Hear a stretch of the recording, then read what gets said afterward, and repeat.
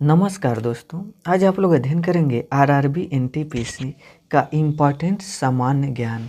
तो जिसमें से पहला प्रश्न है, गति के नियम इनमें से किसके द्वारा प्रतिपादित किए गए थे?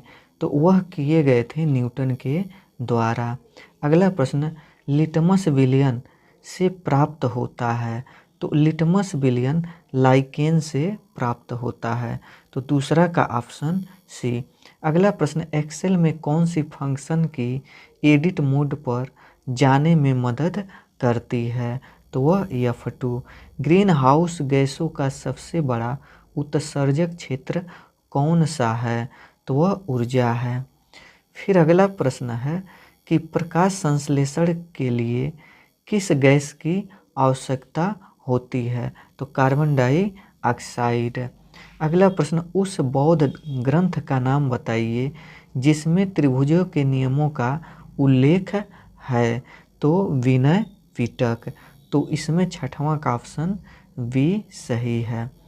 फिर अगला प्रश्न है कि संविधान में यहाँ पर संविधान में अन्य देशों से उधार लेने की विशेषताओं की आलोचना करते हुए किसने कहा था, संविधान के मौलिक विचारों के संदर्भ में किसी को भी कोई विशेष अधिकार नहीं है? तो वह बोले थे डॉक्टर भीमराव अंबेडकर। तो इसमें सातवां का ऑप्शन सी सही है। इनमें से किस भारतीय राज्य में पवन ऊर्जा उत्पादन सबसे अधिक है? तो सबसे अधिक उत्पादन तमिलनाडु में होता है। तो आठवां का ऑप्शन डी सही है। महात्मा गांधी ने राजनीति में किसको अपना गुरु माना था? तो गोपाल कृष्ण गोखले को। फिर अगला प्रश्न कि भारतीय रेलवे के हाल ही में जोड़े गए 17वें जोन का नाम बताइए। तो 17वें जोन का नाम है कोलकाता मेट्रो। तो 10वां का ऑप्शन ए सही है। अगला प्रश्न है, भारत के पहले सफल परमाणु परीक्षण का कोड नाम क्या था? तो इसका कोड नाम जो था वह इस्माइलिंग बुद्धा था। तो 11वां का ऑप्शन बी सही है। अगला प्रश्न है कि 27 अगस्त 1947 को संविधान सभा की बहस में किसने कहा, मेरा मानना है कि अलग निर्वाचन क्षेत्र अल्पसंख्यकों के लिए आत्मघाती होंगे? यह कथन किनका है? तो यह कथन था गोविंद वल्लभ पंत का। तो इसमें 12वां का ऑप्शन डी सही है। अगला प्रश्न इसमें है कि कंप्यूटर का जनक किसे माना जाता है? तो कंप्यूटर का जनक चार्ल्स बेबेज को माना जाता है। फिर अगला प्रश्न है कि रॉलेट एक्ट के अंतर्गत निम्नलिखित में से कौन सा एक उपाय अपनाया गया था? तो मुकदमे के बिना कारावास। नोबेल पुरस्कार विजेता कैलाश सत्यार्थी इनमें से किस संगठन से जुड़े हैं? तो वह जुड़े हैं बचपन बचाओ आंदोलन से। निम्नलिखित में से कौन सी रचना मुंशी प्रेमचंद द्वारा लिखी गई है? तो वह लिखी गई है सेवा सदन। फिर अगला प्रश्न है कि भेल का पूर्ण रूप है। तो भेल का जो पूर्ण रूप होता है वो भारत हैवी इलेक्ट्रिकल्स लिमिटेड। तो 17वां का ऑप्शन ये सही है। अगला प्रश्न है कि कोबल का पूर्ण रूप क्या है, यानी फुल फॉर्म बताना है। तो कोबल का पूर्ण रूप कॉमन बिजनेस ओरिएंटेड लैंग्वेज है। तो 18वां का ऑप्शन सी सही है।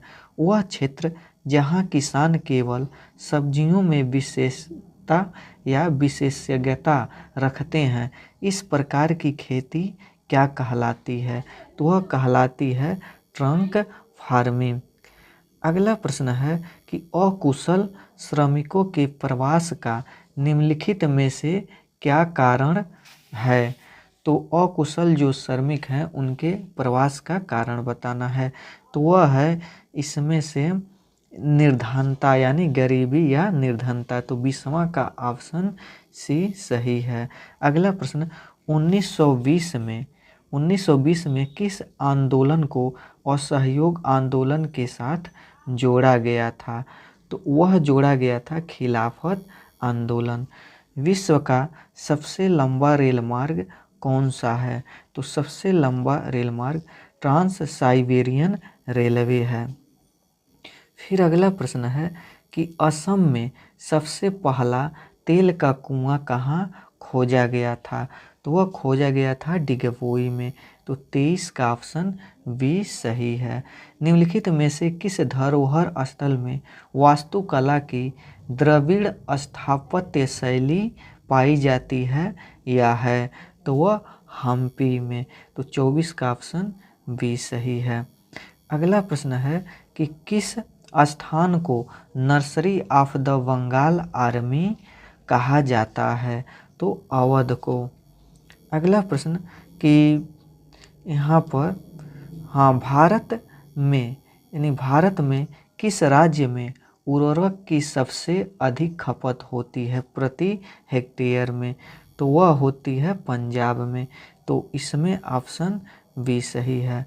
अगला प्रश्न कि 1920 के दशक में झांसी में सतार नदी के पास किस प्रसिद्ध क्रांतिकारी ने पंडित हरिशंकर ब्रह्मचारी उपनाम का इस्तेमाल करते हुए शिविर स्थापना किया था? तो वह किए थे चंद्रशेखर आज़ाद ने।